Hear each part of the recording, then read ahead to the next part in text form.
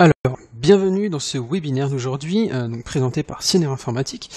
Aujourd'hui, nous allons voir tout ce qui est cloud. Donc les différents services, voir notamment aussi la transformation du marché, peu à peu se tournant donc vers les fameuses solutions MSP, SaaS, PaaS notamment, etc. Donc sur le marché du cloud. Donc ça, c'est un software as a service, donc PaaS, provider as a service, etc. Dans un premier temps, alors nous allons voir en fait effectivement une description d'abord ce que c'est le cloud, nous allons voir ça. Ensuite, voir le cloud donc public et dédié, donc connaître certaines différences là-dessus, les différents tarifs et options. Troisièmement, en fait, nous allons voir les transformations du marché à l'égard du cloud. Donc, nous allons voir effectivement l'effervescence au regard de tout ça, notamment au niveau après partie surtout clients finaux. On va voir que de plus en plus, en fait, ils sont un peu intéressés finalement par cette transformation du marché. On va voir les bénéfices finalement qu'ils peuvent en tirer. Dernier point, alors nous allons voir la partie migration. Effectivement, qui dit se tourner vers le cloud va demander en fait aux intégrateurs, aux clients finaux, finalement de fournir des prestations de migration facilement pour tout le monde et sans douleur. Et nous passerons donc à la section questions et réponses, si vous en avez.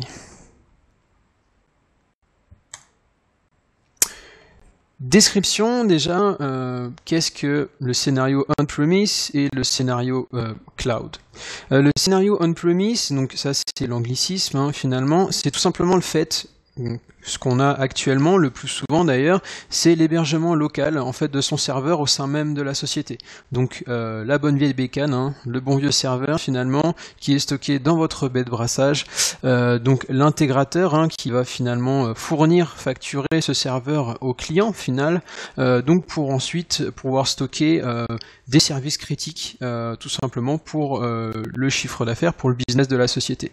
Donc ça peut être aussi bien des serveurs de messagerie bien entendu, des serveurs de comptabilité, EBP, ERP et compagnie. Donc ce scénario on-premise finalement, niveau tarifaire, donc au niveau de la facturation, c'est bien entendu pour ces services-là.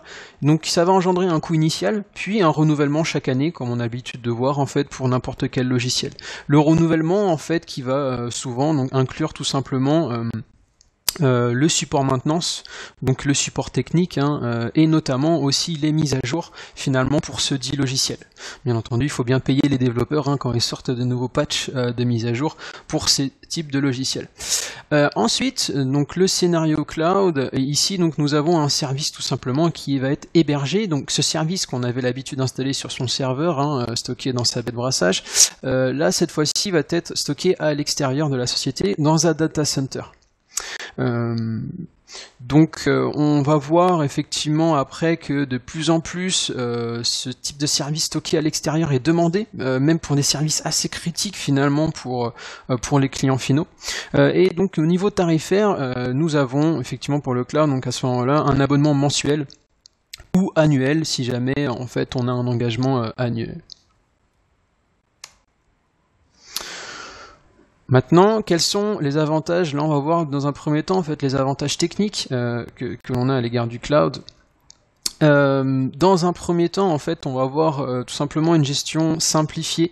Alors ça, vous allez me dire, tout dépend aussi ce que l'éditeur finalement de ce service va proposer en fait en gestion finalement. On va avoir en fait une gestion simplifiée de manière centralisée, tout simplement. Par exemple, si on prend le cas plutôt de l'intégrateur informatique, il va pouvoir voir d'une même console en fait une centralisation finalement de toutes les interfaces d'administration sur les différents services et il va pouvoir voir un peu à la volée comme ça les évolutions finalement de cette gestion. Donc flexibilité et évolutivité, effectivement ça c'est une des forces aussi du cloud, du fait que le service est hébergé en fait dans un data center. Ce data center bien entendu il ne va pas comporter uniquement qu'une petite dizaine de serveurs, mais on va parler là de fermes de serveurs. Vous allez pouvoir en fait tout simplement accompagner la croissance, l'activité en fait de votre entreprise. Tout simplement en, par exemple, boostant le serveur, si vous avez besoin de plus de ressources finalement, étant donné que le service en fait qui est hébergé va demander certainement en fait de plus en plus de performance, si jamais vous avez une croissance de plus 100% en une année, ce que je vous souhaite. Mais bon, nous avons aussi au niveau sécurité.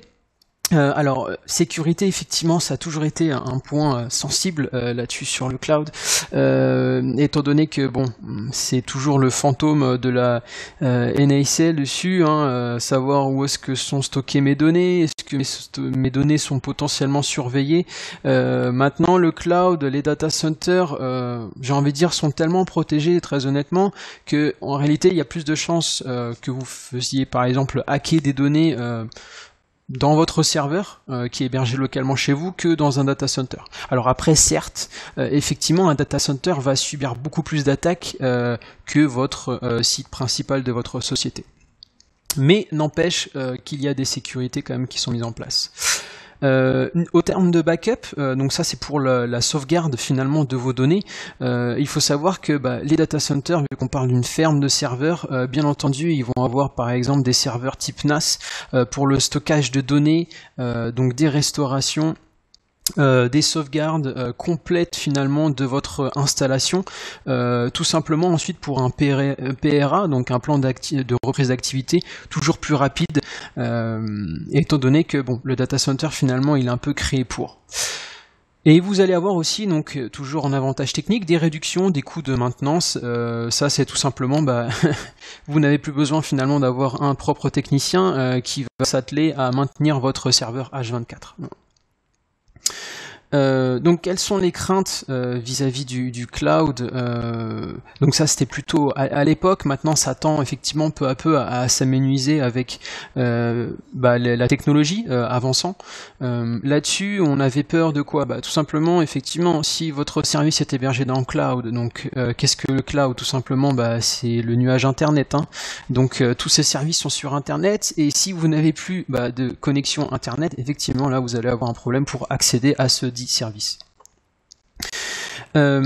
Ensuite, vous avez l'hébergement des données à l'extérieur. Donc ça c'était aussi effectivement dans les avantages techniques, dans la partie sécurité, c'est toujours ce fantôme, ce spectre, finalement cette crainte de stocker ces données à l'extérieur. Alors il faut savoir que maintenant de plus en plus en fait les data centers, ce qui était déjà le cas à l'époque, mais de plus en plus sont complètement transparents finalement sur l'hébergement, même niveau technique des données, c'est-à-dire que vous allez signer avec eux en fait une charte certifiant que vos données sont bien entendu protégées, mais ils vont être transparents en fait sur toutes les capacités de sécurité qu'ils peuvent mettre en place en termes dans leur data center. Tout simplement toujours pour protéger au mieux les données personnel des clients. Et donc je reviens sur le débit en fait des défaillances internet. Ça tend finalement à disparaître tout simplement avec l'activité avec la fibre qui est maintenant implémentée de plus en plus. Anecdote, pas plus tard qu'hier soir, j'ai vu une publicité à la télé justement, alors fait par le gouvernement, justement sur il prônait qu'il développait de plus en plus finalement la fibre, et que au jour d'aujourd'hui c'est un Français sur deux en fait qui est fibré, enfin qui a la possibilité en tout cas d'accéder à la fibre. Maintenant, donc parlons des options et différents tarifs business. Donc pour le cloud public. Donc pour le cloud public, on a les deux premières colonnes qui sont le business plan et le business pro plan. Pour le tarif public, donc le cloud public, bien entendu, c'est tout simplement vous payez vos boîtes aux lettres mensuellement. Vous n'avez pas plus que ça d'accès en fait du coup à un serveur, étant donné que c'est juste des boîtes aux lettres finalement qu'on vous fournit là-dessus. Donc pour le business plan d'une taille de 10 gigas, la boîte aux lettres, alors c'est soit vous avez un abonnement mensuel donc qui va être tarifé à 3,50 € par mois, soit derrière vous avez en fait l'engagement annuel, et du coup le prix par boîte aux lettres derrière reviendrait à 2,60 €. par boîte aux lettres. Donc dans le business plan, on a une boîte aux lettres de 10 Go, l'anti-spam, donc certes basique, mais c'est un anti-spam qui fonctionne déjà assez bien. L'antivirus Sophos, vous avez bien entendu après toutes les synchronisations mobiles possibles, hein, tous les protocoles, les protocoles standards ouverts, hein, c'est-à-dire bien entendu vous pouvez accéder à votre boîte mail par exemple en IMAP, en POP, etc. Et notamment vous avez aussi donc inclus l'option ActiveSync. Vous avez donc dans la seconde colonne le Business Pro Plan. Le Business Pro Plan, donc toujours pour le cloud public, là cette fois-ci les boîtes aux lettres donc sont à 7,80 € si vous avez pour un abonnement mensuel, et avec l'engagement annuel vous avez donc la boîte aux lettres à 6,10 €. Dans le Business Pro Plan, là vous avez une taille de boîte aux lettres illimitée, donc ça peut être intéressant comme argument de vente. Vous avez un anti-spam là avancé, étant donné qu'il se repose en fait sur une solution tiers payante qui est Spam Titan, voilà un des anti-spam les plus reconnus à travers le monde. Et ensuite, comme antivirus, vous avez 3 antivirus qui vont venir scanner finalement toutes vos pièces jointes des mails, donc basés sur le moteur antiviral Sophos, Kaspersky et ClamAV. Et notamment aussi, vous avez bien entendu accès aussi à tous les protocoles pour la synchronisation mobile et type Exchange. Ensuite, vous avez donc le cloud privé, donc ce qu'on va appeler en fait le cloud dédié, étant donné qu'on va vous dédier un serveur complet, finalement, avec bien entendu déjà Kerio Connect d'installer dessus, en fait en version software as a service, hein, d'accord. Donc ici, je vous ai donné le prix pour un scénario, par exemple lambda, sur 50 utilisateurs. Donc admettons, vous voulez louer en fait votre machine serveur dédié et vous mettez directement donc 50 utilisateurs dessus. Le prix à la boîte aux lettres du coup vous reviendra à 3,90 €. Donc dans ces 3,90 € par boîte aux lettres, vous avez bien entendu inclus votre licence Kerio Connect, donc qui est en fait une licence SaaS qui à la base, juste la licence SaaS est à 1,20 €. Et vous avez aussi également toutes les options en fait payantes d'un Kerio Connect on-premise. Donc vous avez en fait l'antivirus Sophos bien entendu, l'anti-spam basé sur le Bitdefender et notamment toujours pareil en fait Exchange ActiveSync pour la synchronisation mobile. Donc sur ce serveur dédié, pour ce prix-là, vous avez en fait 300 Go de disque dur. Donc là j'ai mis à partir de 300 Go de disque dur parce que bien entendu les serveurs dédiés vous pouvez en commander après avec des tailles conséquentes, hein, allant jusqu'à 10 Tera si vous souhaitez, mais donc ça c'est pour le prix en fait par boîte aux lettres pour 300 Go au total, hein. Donc après c'est à vous de voir effectivement combien le quota hein, par boîte aux lettres finalement pour les utilisateurs. Mais votre disque dur maximal, donc là pour ce scénario là c'est 300 Go. Donc on va voir juste après une type de machine. Alors donc j'ai dit voilà pour le stockage du disque dur, donc en fait on part sur du 300 Go extensible jusqu'à 5 Tera, je me suis trompé tout à l'heure. Pour le CPU, voilà, on est sur du CPU de corps 2,5 GHz, donc pour le scénario à 3,90 par boîte aux lettres, donc pour 50 utilisateurs, extensible ensuite jusqu'à 8 corps. Bien entendu, je l'ai pas précisé, mais cela va de soi. Plus vous allez mettre finalement de utilisateurs sur cette machine, et plus vous allez rentabiliser le coût par boîte. Donc plus le coût ensuite par boîte aux lettres va diminuer bien entendu. Et vous avez donc pour la configuration de base 2 Go de RAM extensible jusqu'à 16 Go.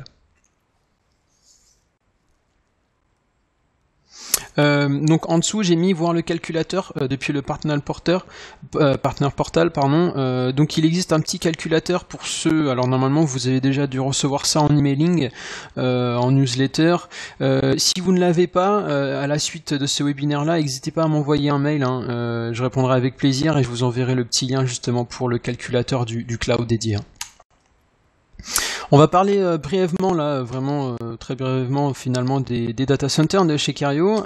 Donc nous avons 2 localisations. Alors celle qui nous intéresse en fait tout simplement c'est la localisation en Irlande, étant donné que le data center européen se trouve là-bas. Aux États-Unis c'est le data center en fait USA. Donc si vous commandez en fait chez nous de toute façon des boîtes aux lettres cloud, que ça soit le dédié ou le public, finalement donc les données sont stockées dans le data center de Kerio en Irlande. Donc bien entendu, hein, sécuriser le data center comme tous les data centers, contrôle d'accès biométrique, système d'anti-incendie de pointe, bien entendu, hein, c'est toujours mieux. Et système de groupe d'électrogènes, effectivement, donc si jamais il y a une panne générale finalement du quartier ou de la ville ou même du pays, pourquoi pas, bien entendu, le data center en fait peut être autonome finalement et donc indépendant au niveau électrique, tout simplement. Connectivité, donc voilà, hein, c'est un data center, donc forcément on a de la fibre, on a du 10 gigabits, donc plusieurs liens vers différents FAI redondants, bien entendu, si un FAI tombe en panne ou un problème, on passe directement sur d'autres nœuds de raccordement, hein, vers d'autres FAI. Donc un monitoring, bien entendu, dans le data center, en fait, un personnel Kerio est spécifiquement pour le monitoring 24 heures sur 24 dans le data center, hein. Donc une équipe technique finalement qui va venir surveiller le matériel et aussi bien faire le support technique après en cas par exemple d'une restauration d'urgence finalement d'un serveur ou même d'une seule boîte aux lettres ou même pourquoi pas un mail tout simplement. Maintenant on va voir effectivement donc peu à peu la transformation du marché vers le cloud. Donc, et qu'est-ce que ça représente en France? Donc là, vous avez en fait une courbe, donc un graphique par segment. Donc là, on parle en millions d'euros. Alors, nous avons en fait des chiffres là-dessus qui disent quoi? Donc, les dépenses devraient croître en moyenne de 39% d'ici 2018 en France. Donc, on a une augmentation assez énorme finalement du marché cloud, vu que donc il va augmenter, voilà, 2018 39%. Après, il va peut-être passer à 40% en fait en 2019, etc., jusqu'en 2020. Donc là, on peut voir, ça représente 7 milliards, hein, donc là-dessus pour le chiffre d'affaires, en fait, si on englobe tous les services cloud. Ce qui est intéressant aussi, c'est que d'autres services, finalement, alors là c'est pour les intégrateurs informatiques, d'autres services se développent en parallèle de ce marché cloud. Parce qu'effectivement vous allez me dire ah oui mais moi je vais commencer à vendre uniquement une boîte aux lettres ou quelle est ma plus-value finalement, quelle est ma valeur ajoutée dessus. Alors il faut pas oublier que dans le cloud il y a aussi de la valeur ajoutée. C'est-à-dire que là pour les services qui se développent en parallèle, donc le cabinet français évalue finalement 1,2 milliard d'euros la valeur des services. Donc la plus-value finalement des intégrateurs informatiques. On parle donc du conseil, de l'intégration pour la migration tout simplement parce que finalement le client final il va peut-être être inquiet si c'est la première fois qu'il va passer par exemple sa messagerie sur le cloud, comment ça va se passer, la migration. Il faut savoir que donc tous ces services-là entraînent donc une plus-value sur la vente finalement de ce marché cloud. Donc on estime cette plus-value donc à 1,2 milliard en 2013 là-dessus pour le marché du cloud. Alors il ne faut pas oublier aussi finalement que les clients finaux aussi sont demandeurs du cloud, hein. Donc là vous pouvez voir en fait un camembert représentant les différents pôles d'activité en sein même d'une entreprise et ils vont référencer finalement les pôles qui demandent, qui ont de plus en plus de projets cloud. Donc niveau chiffres, on a 30% finalement des entreprises qui se formalisent désormais sur de vraies stratégies cloud. Donc là on peut voir que par exemple 36% au sein même d'une entreprise, bien entendu, ça va être le pôle DSI qui va demander du cloud parce que forcément c'est lui qui va faire la veille technologique un peu là-dessus. Mais on peut voir que 20% en fait dans une société finalement vont venir de la direction. Par exemple, le PDG qui va commencer à lire des articles forcément sur Internet et il va se dire ah ouais c'est vrai, on parle du cloud, qu'est-ce que c'est que ça, est-ce que je peux y gagner quelque chose? Et c'est jusqu'à donc près de 8 organisations, donc 8 sociétés sur 10 vont avoir recours donc au software as a service, donc le service en cloud finalement, et ils considèrent qu'au moins une de leurs applications software as a service est stratégique pour leur business.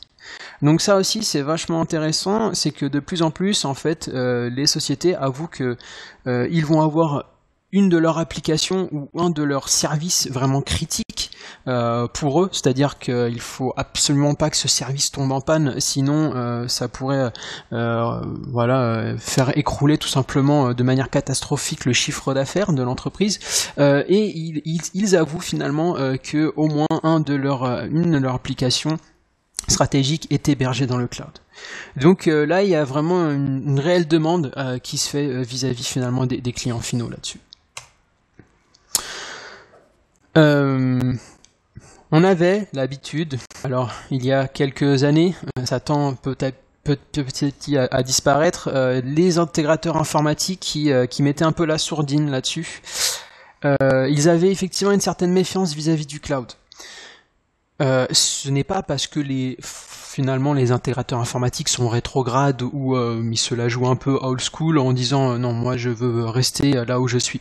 C'est plus sur le fait finalement, le principal motif, ce n'était finalement éviter de risquer le stockage des données clients dans un data center. C'est que déjà les intégrateurs informatiques avec les solutions on-premise, ils avaient énormément de contraintes, forcément, parce qu'autour d'un projet informatique, on a beaucoup de contraintes, des aléas, et finalement ce stockage de données critiques finalement dans un data center était finalement une contrainte d'ajouter en plus sur les projets informatiques. Et risquer de perdre des données finalement clients, c'est tout ce qu'il y a de plus dramatique finalement pour un intégrateur informatique, parce que là derrière tout de suite on peut aller au pénal et ça peut coûter très cher. Donc c'est pourquoi de plus en plus on voit des sociétés apparaître. Donc en voyant l'effervescence du cloud, et malgré donc les premières réticences, les intégrateurs petit à petit en fait se lancent dans cette nouvelle aventure.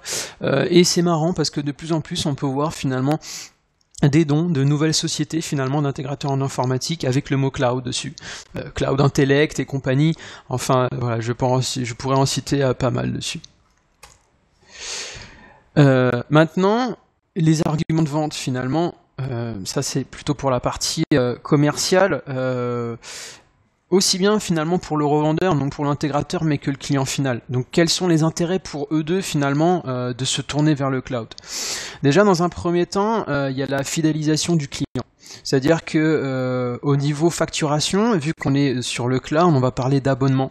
Donc alors, je vais pas dire que finalement le client final va se sentir enchaîné à cet abonnement, mais il ne va pas se poser de questions plus que ça sur finalement la facturation par abonnement du cloud qu'il aurait pu avoir finalement sur des scénarios on-premise avec le coût initial plus le renouvellement. Effectivement, parce que le coût initial des fois peut être assez élevé en scénario on-premise, et le client final finalement des fois va rechigner à payer sa renouvellement annuellement, en se disant écoutez, mon service il fonctionne bien, pourquoi je devrais payer un renouvellement avec des mises à jour et un support technique si tout se passe bien finalement.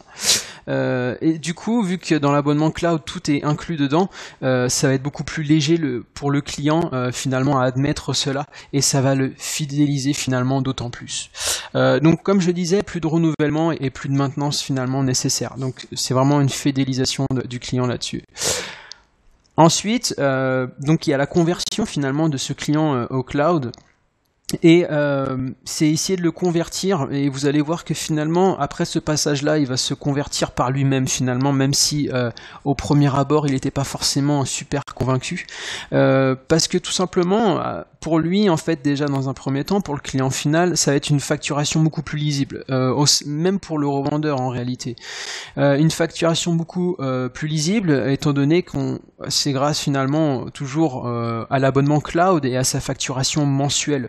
Par exemple, du coup, le client va pouvoir se retrouver beaucoup plus simplement dans sa comptabilité, parce que quand il y avait, par exemple, dans le scénario on-premise, forcément un coût initial plus un renouvellement, il fallait tout de suite faire en fait des calculs en fait sur le taux d'amortissement, c'est-à-dire au bout de combien d'années je vais amortir ma solution, etc. Là, ce n'est plus le cas en fait en cloud, vu qu'on a en fait finalement une facturation mensuelle et régulière. Le client va pouvoir se retrouver beaucoup plus simplement dans sa comptabilité, pardon, je vois qu'il y a une petite erreur là-dessus. Et donc une migration aussi très facile et sans douleur. Donc ça c'est aussi la force, parce qu'on parle quand même de Kerio Connect là-dessus, et c'est les éditeurs finalement de logiciels qui vont proposer forcément une migration beaucoup plus simple finalement vers le cloud, toujours pour avoir un transfert de ce service vers le data center sans douleur pour le revendeur et le client final. Et aussi donc en termes d'évolution, donc ça c'est un argument de vente, c'est-à-dire que le client déjà dans un premier temps il peut commander de nouveaux services à la volée, c'est-à-dire que par exemple dans un premier temps il aura admettons migré sa messagerie, mais ensuite dans le cloud on va retrouver plein d'autres services, on va retrouver la restauration, on peut retrouver aussi tout simplement le stockage de ces applicatifs métiers même dans le cloud, etc. Le monitoring réseau par exemple on peut l'héberger dans le cloud maintenant, etc., etc. Donc le client, une fois que vous l'avez fidélisé finalement avec un service dans le cloud, il peut se dire ouais, pourquoi pas migrer tel et tel service aussi parce que moi ça m'arrange. Et en termes d'évolution aussi, le cloud va pouvoir finalement suivre plus facilement en fait la croissance d'une entreprise, tout simplement. C'est-à-dire que en scénario on-premise, quand on a notre serveur finalement qui est hébergé localement, on avait tendance à dire que tous les 4 ans on allait changer le serveur parce que techniquement il devenait obsolète. Mais admettons l'entreprise finalement a une croissance, a un pic de croissance en une année, le serveur il va devenir obsolète au bout d'un an. Donc on n'aura pas amorti finalement son achat. Le cloud, du coup, il va pouvoir permettre de faciliter en fait ce suivi finalement de croissance d'entreprise. Donc l'entreprise va avoir un pic par exemple de croissance en une année, pas de souci. Il a juste à demander finalement plus de ressources sur son serveur qui est stocké en cloud et à chaud on va lui fournir en fait cela. Donc voilà, ça c'est intéressant ces arguments de vente là-dessus pour la partie commerciale. Alors je vais vous montrer une petite démonstration, alors une démonstration qui n'est pas forcément une démonstration, je vais vous montrer sur Kerio Connect en fait l'accès à la migration de votre service on-premise vers la migration cloud, hein, tout simplement. Alors là vous pouvez voir donc déjà un screenshot de l'interface, je vais vous montrer alors sur mon navigateur internet, donc ici vous pouvez voir que par exemple j'ai mes Kerio Cloud Subscriptions, donc ça c'est mes différents abonnements Kerio Cloud. On va jeter un œil par exemple au niveau de cet abonnement ici. Donc vous pouvez le voir que là sur la droite je peux cliquer uniquement directement sur la clé d'engrenage et accéder donc à mon interface déjà d'administration. Donc là on parle de cloud public, hein, c'est pas du cloud privé. Sinon si c'est du cloud dédié en fait, ma machine dédiée, j'aurais comme vous devez le savoir si vous êtes au courant quand même de comment fonctionne la console d'administration de Kerio Connect, hein, la configuration du serveur, vous pouvez modifier l'anti-spam, etc. Là on est sur du cloud public, donc j'ai juste accès finalement à mes boîtes aux lettres. Donc là on peut voir que j'ai 2 boîtes aux lettres dessus.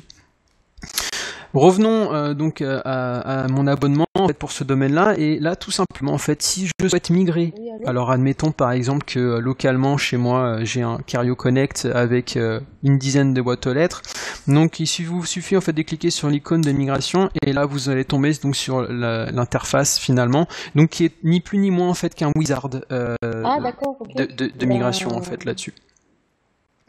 Oui, on a reçu, sauf les 2 derniers, alors, je vais vous montrer ensuite, du coup, en fait, ici, un KB, donc un article finalement avec des screenshots vraiment bien faits. N'hésitez pas à aller le lire en fait pour la migration du service Kerio Connect vers le cloud.